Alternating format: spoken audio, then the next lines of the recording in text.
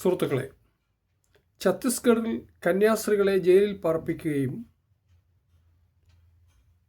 BJP നേതൃത്വം ഇടപെട്ട് അവരെ മോചിപ്പിക്കുകയും ചെയ്തതിനെ സംബന്ധിച്ചുള്ള ചർച്ചകൾ RSSും കേരളത്തിലെ കത്തോലിക്ക മെത്രാന്മാരും തമ്മിൽ നടന്നുകൊണ്ടിരിക്കുന്ന ഒരു നാടകത്തിലെ ഒരു രംഗം മാത്രമാണ് അനാവരണം ചെയ്തിരിക്കുന്നത്. ഇവർ തമ്മിൽ നടത്തിക്കൊണ്ടിരിക്കുന്ന നാടകത്തിൻ്റെ മറ്റ് പ്രധാനപ്പെട്ട പല ഭാഗങ്ങളും നിർഭാഗ്യവശാൽ സാമൂഹ്യ മാധ്യമങ്ങളിൽ ചർച്ച ചെയ്യപ്പെടുന്നില്ല. അങ്ങനെ വിസ്മരിക്കപ്പെടുന്ന ചില ഭാഗങ്ങളെ സംബന്ധിച്ച് പരിശോധിക്കുവാനാണ് ഇവിടെ ശ്രമിക്കുന്നത്. ഈ വിഷയം ചർച്ച ചെയ്യുമ്പോൾ കുറേ വർഷങ്ങളായിട്ട് ഇന്ത്യയുടെ പല ഭാഗങ്ങളിലും കന്യാസ്ത്രീകൾക്കും പുരോഹിതന്മാർക്കും ക്രിസ്ത്യാനികൾക്കും എതിരായി നടന്നുകൊണ്ടിരിക്കുന്ന കൊടിയ പീഡനങ്ങൾ നടന്നുകൊണ്ടിരിക്കുമ്പോൾ അതിനെ സംബന്ധിച്ച് യാതൊരു പരാതിയും പറയാതിരിക്കുകയും അതേസമയം മണിപ്പൂരിലും ഒറീസയിലും ഒക്കെ നടന്ന ക്രൈസ്തവ പീഡനം നടന്നുകൊണ്ടിരിക്കുമ്പോൾ ഡൽഹിയിൽ RSS നേതാക്കന്മാരും കേരളത്തിലെ മെത്രാന്മാരും കൂടി കേക്ക് പങ്കിട്ട് ആഘോഷിക്കുകയും ചെയ്യുന്ന വിവരങ്ങളാണ് നമ്മൾ കേട്ടുകൊണ്ടിരുന്നത്. ഈ പശ്ചാത്തലത്തിൽ പരിശോധിക്കുമ്പോൾ ഇപ്പോൾ പൊടുന്നനവേ 2 കന്യാസ്ത്രീകളെ അറസ്റ്റ് ചെയ്തപ്പോൾ വലിയ തോതിൽ കേരളത്തിൽ മെത്രാന്മാരുടെ നേതൃത്വത്തിൽ പ്രതിഷേധം ഉയർത്തുവാൻ കാരണമെന്താണ്? അവർ പ്രതിഷേധം ഉയർത്തിയപ്പോൾ പെട്ടെന്ന് കേരളത്തിലെ RSS നേതൃത്വം ഡൽഹിയിൽ പറന്നെത്തി ഉന്നത നേതാക്കന്മാരുമായിട്ട് ധൃതിയിൽ ചർച്ചകൾ നടത്തി തീരുമാനമെടുത്ത് കന്യാസ്ത്രീകളെ മോചിപ്പിച്ചു എന്നുള്ളതും വളരെ ശ്രദ്ധേയമായ ഒരു കാര്യമാണ്. ഇത് ഉദ്വേഗജനകമായ ഒരു നാടകത്തിലെ രംഗങ്ങൾ പോലെയാണ് നാം വീക്ഷിച്ചുകൊണ്ട് ഇരുന്നത്. ഇത് പറയുമ്പോൾ മുൻപ് നടന്ന ചില പീഡനങ്ങളെ സംബന്ധിച്ചെങ്കിലും വിസ്മരിക്കുവാൻ പാടില്ല. ഒന്ന്, ഗ്രഹാം സ്റ്റെയിൻസിനെയും മക്കളെയും ചുട്ടുകൊന്നു. കന്യാസ്ത്രീകൾ വസ്ത്രാക്ഷേപം ചെയ്യപ്പെട്ടു.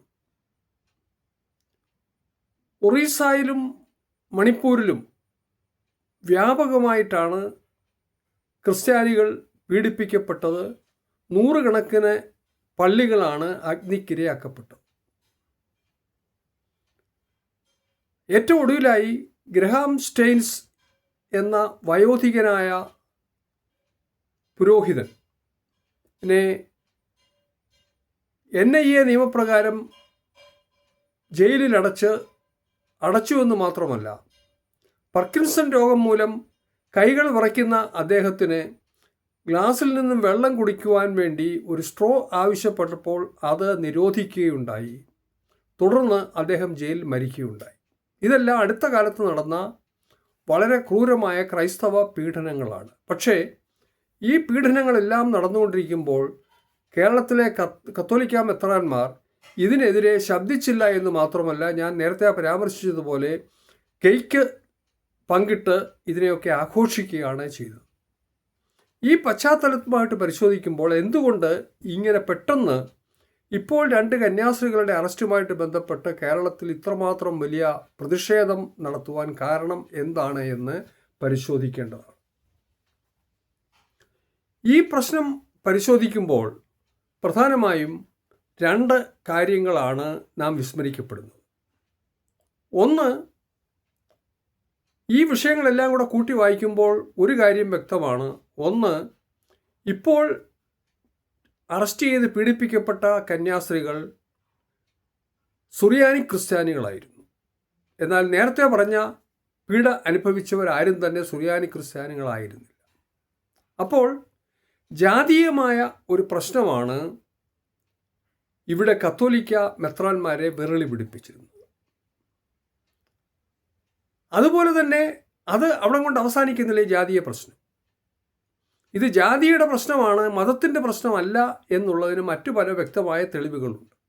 ഒന്ന്, കഴിഞ്ഞ 20-25 വർഷങ്ങളായിട്ട് മെത്രാന്മാരും RSS നേതൃത്വവുമായിട്ട് ധാരാളം ചർച്ചകൾ നടന്ന് വളരെ നല്ല ഒരു ഐക്യം കെട്ടിപ്പടുത്തുകൊണ്ടിരിക്കുകയായിരുന്നു.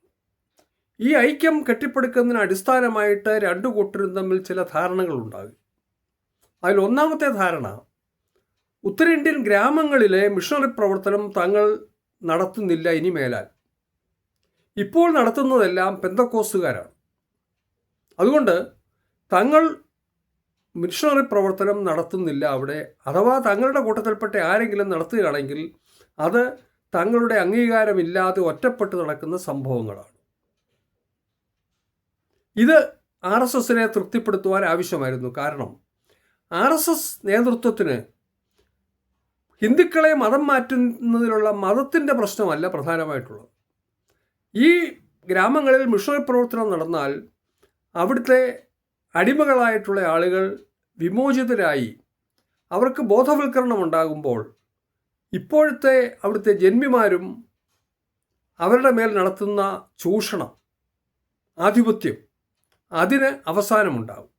അപ്പോൾ ജന്മിത്വത്തിൻ്റെയും നാടുവാഴിത്വത്തിൻ്റെയും ജാതിയുടെ മേൽക്കോയ്മയുടെയും നിലനിൽപ്പ് ആണ് RSSൻ്റെ ആവശ്യം. ആ നിലനിൽപ്പിനെ എന്തെങ്കിലും ഭംഗം വരുത്തുന്ന തരത്തിലുള്ള പ്രവർത്തനം ഉണ്ടാകുകയില്ല എന്നുള്ള വാഗ്ദാനം ഇവർ നൽകുകയുണ്ടായി. പ്രത്യേകിച്ച് അത്തരമൊരു വാഗ്ദാനം 2008 നടന്ന RSS ക്രൈസ്തവ നേതൃത്വ ഡയലോഗിൻ്റെ അവസാനം അവർ പ്രഖ്യാപിക്കുകയുണ്ടായി. ഉത്തരേന്ത്യയിൽ നടക്കുന്ന ഈ പ്രവർത്തനങ്ങളെല്ലാം പെന്തക്കോസ്തുകാരാണ് നടത്തുന്നതെന്ന് പ്രസ്താവിക്കുകയുണ്ടായത്, പത്രങ്ങളിൽ വരികയുണ്ടായി. ഇതായിരുന്നു ഇവർ തമ്മിലുണ്ടാക്കിയ ഒരു കരാർ. മറ്റൊന്ന്, പട്ടണങ്ങളിലെല്ലാം ഞങ്ങൾ നടത്തുന്ന ധാരാളം വിദ്യാഭ്യാസ സ്ഥാപനങ്ങളുണ്ട്, കോളേജുകളും സ്കൂളുകളും. അതിൻ്റെ പ്രവർത്തനങ്ങളെ RSS ശല്യപ്പെടുത്തുവാൻ പാടില്ല. ഈ കാര്യത്തിലും രണ്ടു കൂട്ടരും തമ്മിൽ എഗ്രിമെൻ്റ് ഉണ്ടായി. അതുകൊണ്ടാണ് പട്ടണങ്ങളിലുള്ള കത്തോലിക്ക സഭയുടെ 100 കണക്കിന് വിദ്യാഭ്യാസ സ്ഥാപനങ്ങളുടെ മേൽ ഇതുവരെ ആക്രമണം ഉണ്ടാകുന്നില്ല. ഈ ആക്രമണമെല്ലാം ഉണ്ടാകുന്നത് ഗ്രാമപ്രദേശങ്ങളിലുള്ള മിഷണറി പ്രവർത്തകർക്കിടയിലാണ്. പട്ടണങ്ങളിൽ നടക്കുന്ന ഈ വിദ്യാഭ്യാസ സ്ഥാപനങ്ങളിലും പ്രകടമായിട്ടല്ലെങ്കിലും മിഷണറി പ്രവർത്തനം നടത്തുന്നതാണെന്ന് ആരോപിക്കാം. പക്ഷേ അത് ചെയ്യുന്നില്ല. അതിന് കാരണം എന്താണ്? ഇതിൻ്റെ ഉപഭോക്താക്കൾ പ്രധാനമായിട്ടും ഉപരിവർഗത്തിൽപ്പെട്ട RSSകാരാണ്, അല്ലെങ്കിൽ ഹൈന്ദവരാണ്. പട്ടണങ്ങളിലെ ഈ വിദ്യാഭ്യാസ സ്ഥാപനങ്ങൾ കൊണ്ടെല്ലാം അതിൻ്റെ ഗുണം അനുഭവിക്കുന്നത് ഗുണഭോക്താക്കൾ ഉപരിവർഗത്തിൽപ്പെട്ട RSS അനുഭാവികളാണ്. ഇവിടെ രണ്ടു കൂട്ടരും നമ്മളൊരു കൂട്ടുകച്ചവടമാണ്. വിൽക്കുന്നതും കേരളത്തിലെ ഉപരിവർഗത്തിൽപ്പെട്ട ആളുകൾ, വാങ്ങുന്നതും ഉത്തരേന്ത്യയിലെ ഉപരിവർഗത്തിൽപ്പെട്ട ആളുകൾ. അവിടെ മതം അല്ല പ്രശ്നം, ഒരേ ജാതി, ഒരേ സാമ്പത്തിക താല്പര്യങ്ങൾ. അപ്പോൾ ഈ രണ്ട് കരാറുകളിൽ മാറ്റത്തിനല്ല പ്രധാനം. രണ്ടു കൂട്ടർക്കും അതൊരു താല്പര്യമില്ല. കത്തോലിക്കർക്ക് മതം മാറ്റുവാൻ താല്പര്യമില്ല. സ്കൂളുകളിൽ കൂടെ എന്തെങ്കിലും മതപരിവർത്തനം നടക്കുന്നുണ്ടെങ്കിൽ, പരോക്ഷമായിട്ട് നടക്കുന്നുണ്ടെങ്കിൽ അതിനെക്കുറിച്ച് RSSന് വിരോധവുമില്ല. കാരണം രണ്ടു കൂട്ടരെ ഒന്നിപ്പിക്കുന്നത് ജാതീയ പ്രശ്നമാണ്, മതമല്ല. മറ്റൊന്ന് സാമ്പത്തിക താല്പര്യങ്ങളാണ്, വരേണ്യവർഗ താല്പര്യങ്ങളാണ്. ഇതാണ് ഇതിൻ്റെ ചരിത്രം എന്നുള്ളത് ഓർക്കേണ്ടതാണ്. അതുകൊണ്ടാണ് ഇപ്പോൾ ഒരു സംഭവം ഉണ്ടായപ്പോൾ ഈ തങ്ങൾ കെട്ടിപ്പടുത്ത ഈ ഐക്യത്തിന് ബലക്ഷയം ഉണ്ടാകുമെന്നുള്ള ഭയം രണ്ടു കൂട്ടർക്കും ഉണ്ടായി. ക്രിസ്ത്യാനികളായ സാധാരണക്കാർ ഇതിനോടുള്ള പ്രതികരണം ഉണ്ടായി. ആ പ്രതികരണം ശക്തമായാൽ തങ്ങളും RSS നേതൃത്വം തമ്മിലുണ്ടാക്കിയിരിക്കുന്ന ധാരണയ്ക്ക് അപകടമുണ്ടാകും എന്ന് മെത്രാന്മാർ ഭയപ്പെട്ടു. അതുകൊണ്ട് സാധാരണക്കാരായ ക്രിസ്ത്യാനികളുടെ ഇടയിൽ ഉണ്ടായിരിക്കുന്ന പ്രതിഷേധം, അതിന് ഒരു ശമനമുണ്ടാക്കുക, തടയിടുക, അത് മെത്രാന്മാരുടെ ആവശ്യമായിരുന്നു. അത് RSS നേതൃത്വത്തിൻ്റെയും ആവശ്യമായിരുന്നു. രണ്ടു കൂട്ടരുടെയും ആവശ്യമായിട്ട് വന്നു. അതായത് മെത്രാന്മാർ, കേരളത്തിലുള്ള ക്രിസ്ത്യാനികൾ RSSന് എതിരായിട്ട് ചിന്തിക്കുവാനുള്ള സാഹചര്യം തടയുക, അതില്ലാതാക്കുക എന്നുള്ളത് മെത്രാന്മാരുടെയും RSSൻ്റെയും ഒരുപോലെയുള്ള ആവശ്യമായിട്ട്. അതുകൊണ്ടാണ് മെത്രാന്മാർ സമരം ചെയ്തപ്പോൾ പെട്ടെന്ന് ഇത്ര അതിവേഗത്തിൽ ദ്രുതഗതിയിൽ ഇവിടെ നിന്ന് BJPയുടെ അധ്യക്ഷൻ ഉൾപ്പെടെ ഒരു സംഘം ഡൽഹിയിൽ പോയി പ്രധാനമന്ത്രിയും ആഭ്യന്തരമന്ത്രിയും ഒക്കെ കണ്ട് ഈ ജയിലിൽ നിന്നുള്ള മോചനം സാധ്യമാക്കാമെന്ന് പ്രഖ്യാപിക്കുകയും അത് സാധ്യമാക്കിയത്. മോചനം നടന്നപ്പോൾ അതിനോട് മെത്രാന്മാർ നടത്തിയ പ്രതികരണവും എല്ലാം ഈ ഒരു നാടകം, ഒരു ഒളിച്ചുകളി, ഈ ഒരു ബന്ധം എല്ലാം അനാവരണം ചെയ്യുന്നതായിരുന്നു. പക്ഷെ നിർഭാഗ്യവശാൽ ആ കാര്യങ്ങൾ നമ്മുടെ മാധ്യമങ്ങൾ വേണ്ടത്ര ചർച്ച ചെയ്തില്ല എന്നുള്ളത് നിർഭാഗ്യകരമായിട്ടുള്ള ഒരു കാര്യമാണ്. ഇവിടെ ജാതീയ താല്പര്യങ്ങളും വരേണ്യ താല്പര്യങ്ങളും RSSനെയും കേരളത്തിലെ മെത്രാന്മാരെയും യോജിപ്പിക്കുന്നു എന്നുള്ളതാണ് ഒരു കാരണം. അതിനോടൊപ്പം തന്നെ അതിനേക്കാളും പ്രധാനമായിട്ട് RSSനെ പ്രീണിപ്പിക്കേണ്ടത് മെത്രാന്മാരുടെ ആവശ്യമാണ്. കാരണം EDയോടുള്ള ഭയം ചെറുതല്ല. കണക്കില്ലാത്ത സമ്പത്ത് കൈകാര്യം ചെയ്യുന്ന ഒരു വിഭാഗമാണ് കേരളത്തിലെ കത്തോലിക്ക മെത്രാന്മാരും മറ്റു മെത്രാന്മാരും. അതുകൊണ്ട് EDയോടുള്ള ഭയം അവർക്ക് വളരെ വലുതാണ്. അപ്പോൾ ഈ കാരണങ്ങളെല്ലാം കൊണ്ടാണ് ഇവിടെ ക്രൈസ്തവ മെത്രാന്മാരും RSS നേതൃത്വവുമായിട്ട് ഒരു ബന്ധം വളർത്തി ശക്തിപ്പെടുത്തിയത്. ഇത് പറയുമ്പോൾ വളരെ ശ്രദ്ധേയമായിട്ടുള്ള ചില കാര്യമുണ്ട്. 2000 ജൂൺ 10 കൊച്ചിയിൽ വെച്ച് കൊച്ചി ഭദ്രാസനത്തിൻ്റെ, എറണാകുളം ഭദ്രാസനത്തിൻ്റെ സഹായമെത്രാൻ ഒരു പത്രസമ്മേളനം നടത്തി.